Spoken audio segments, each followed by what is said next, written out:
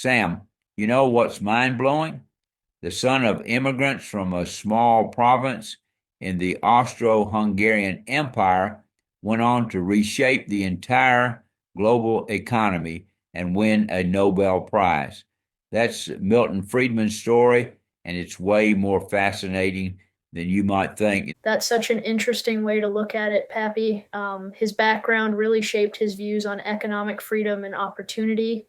Oh, absolutely. And what's really fascinating is how he went from being this math prodigy at Rutgers to completely revolutionizing how we think about money and markets. Like, here's this kid from Brooklyn who ends up telling the Federal Reserve they caused the Great Depression. Hmm. Speaking of that, his work with Anna Schwartz on monetary policy was pretty groundbreaking. Well, Sam, that's what makes it so interesting. They looked at nearly 100 years of data and basically said, hey, the Fed made this depression way worse by shrinking the money supply. That was huge at the time, like challenging everything economists thought they knew. And this tied directly into his theory of monetarism, right, Pappy? The idea that controlling the money supply is what really matters. Exactly. You know what's wild? Before Friedman, most economists followed Keynes's idea that government spending was the key to managing the economy. But Friedman was like, no, no, no. It's all about the money supply. And get this, he actually proved it with data going back to the 1800s.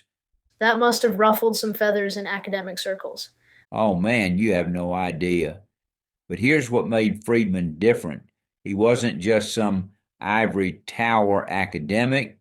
He and his wife Rose took these complex ideas and made them accessible to everyone through their book, Free to Choose, and the accompanying TV series. Like they were the first economics influencers. Speaking of Rose, their partnership was pretty remarkable for that time. That's such an important point. Rose wasn't just Milton's wife, she was a brilliant economist herself. Together, they wrote some of the most influential economic works of the 20th century. And get this, they met in graduate school at Chicago, where they were both studying under the same professors. You know what I find fascinating? How their ideas actually shaped real world policies, especially during the 1980s. Oh, yeah, that's when things got really interesting. Reagan and Thatcher basically used Friedman's playbook: deregulation, privatization, and controlling inflation through monetary policy. And here's a kicker: a lot of these policies are still influencing how governments handle their economies today.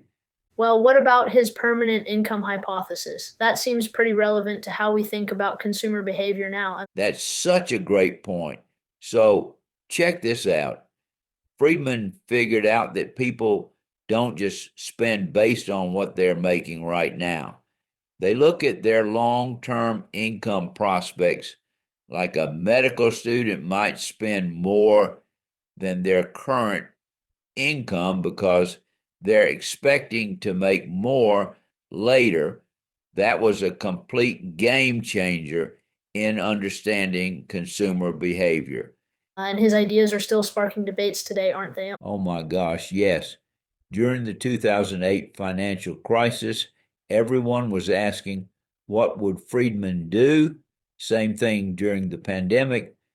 His theories about monetary policy were central to the debate about stimulus payments and quantitative easing. And here's what's really interesting: both his supporters and critics were using his work to make their arguments. That's quite a legacy for someone who started as the son of immigrants in Brooklyn. You know what's really amazing about his legacy? It's not just about economics. He showed how economic freedom and personal liberty are connected.